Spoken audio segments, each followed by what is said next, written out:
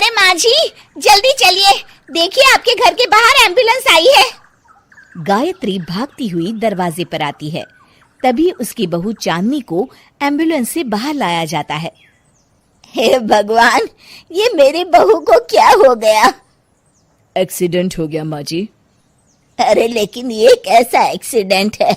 चोट तो कहीं नजर नहीं आ रही। अरे माँ जी, दिमाग में अंदरूनी चोट लगी है और ये अपनी याददाश्त खो बैठी है। हैं? मेरी बहू याददाश्त खो बैठी है, अब क्या होगा? अब फिक्र मत करिए, बस इनका अच्छे तरीके से ख्याल रखिए। मैंने दवाइयाँ दे दी हैं, अब मैं चलता हूँ। अगले दिन अब तेरी तबीयत कैसी है बहू? बहू? किसकी बहू? हम भैरवगढ़ की ठाकुर विक्रम सिंह की बेटी रूपवती हैं। हम एक राजकुमारी हैं और तुम हमारी दासी हो बुढ़िया। अरे बेटा विशाल, बहू कैसी बहकी बातें कर रही है। अरे कुछ मत पूछो माँ, रात को मुझसे अपने पैर दबा रही थी।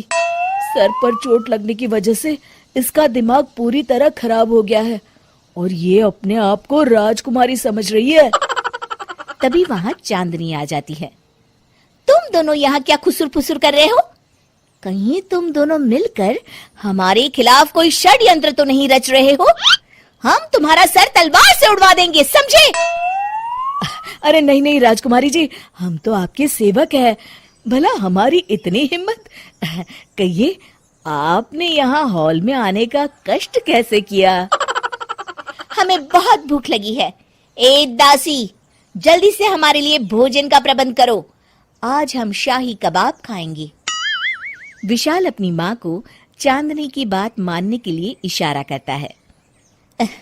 ठीक है राजकुमारी जी, मैं अभी आपके लिए भोजन लेकर आती हूँ। इस तरह विशाल और उसकी माँ ना चाहते हुए भी चांदनी की जी हजूरी में लगे रहते हैं। लाओ माँ, जल्दी से मेरा टिफिन दो, मुझे देर हो रही है। अरे ठहर जा, जरा दम तो लेने दे मुझे।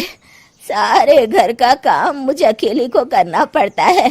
तेरी बीवी तो राजकुमारी बनी बैठी है, सारा दिन हुक्म चलाती रहती है। अरे माँ, मेरा भी तो यही हाल है। फिलहाल तुम मेरा टिफिन दे दो, मैं चला। रुको, कहाँ जा रहे हो? अरे मर गया रे, ये कहाँ से आ धमकी? आज हमारा जुहू चौपाटी घूमने का मूड है और हमें अपने लिए नई साड़ियाँ भी खरीदनी है। चलो जल्दी से अपना वाहन निकालो और हमें ले चलो। अरे अब तो मैं गया काम से। अगर आज मैं वक्त पे ऑफिस नहीं पहुंचा तो मेरा बॉस मुझे नौकरी से निकाल देगा। मरता क्या न करता। आखिरकार विशाल चांदनी को घुमाने ले जाता है और चांदनी अपने लिए ढेर सारी शॉपिंग भी करती है। ए दासी, टीवी पर कपिल शर्मा के आने का समय हो गया है, जल्दी से टीवी शुरू करो। अरे वाह, कपिल शर्मा तुझे याद है, बाकी कुछ याद नहीं।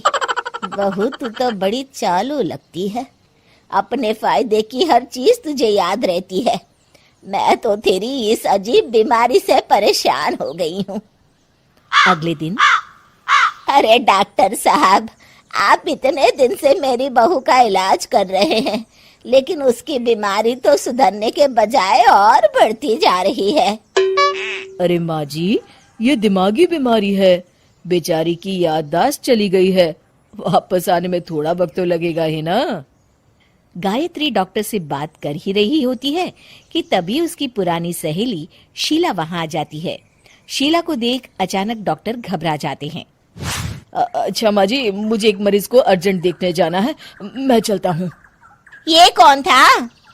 अरे अब क्या बताऊं शीला, एक एक्सीडेंट भी मेरी बहू की याददाश्त चली गई है। ये डॉक्टर उसका इलाज कर रहा है। ये डॉक्टर कब से बन गया? अरे ये तो चमन पान वाले का लड़का है, सारा दिन नौटंकी करता रहता है। अच्छा तो ये बात है, अब मैं समझी। मेरी बहू और ये पान वाले का लड़का दोनों मिलकर मुझे बेवकूफ बना रहे थे। चल तू मेरे साथ। गायत्री शीला को एक बड़ा सा डंडा हाथ में देकर अपनी बहू चांदनी के कमरे में ले जाती है। बहू, ये मेरी सहेली है, एक डॉक्टर है। इसने तेरे जैसे न जाने कितनों का इलाज 2 मिनट में कर दिया है। इसका कहना है कि सर पर जहाँ चोट लगी हो, अगर उसी जगह दोबारा किसी बड़े डंडे से जोर से मारा जाए तो मरीज की याददाश्त वापस आ जाती है। देख, हम डंडा भी लाए हैं। अपनी सास की बातें सुनकर और हाथ में बड़ा डंडा देख चांदनी घबरा जाती है। अरे बाप रे, मैं तो फंस गई। इस डंडे की एक बार की वार से ही मैं तो चारों खाने चित हो जाऊंगी। अब क्या करूं, क्या करूं, क्या करूं? लेकिन गायत्री, डंडा सर पर ठीक उसी जगह लगना चाहिए जहाँ चोट लगी है। अरे तू चिंता मत कर, 2-4 बार मारूंगी तो एक बार तो सही जगह लग ही जाएगा ना। चल बहू, तैयार हो जा। अरे नहीं नहीं माँ जी, मुझे मत मारिए। दरअसल घर के काम करने से बचने के लिए मैंने ये सब नाटक किया था। मुझे माफ कर दीजिए, मैं कान पकड़ती हूँ। दोबारा ऐसी गलती कभी नहीं करूंगी।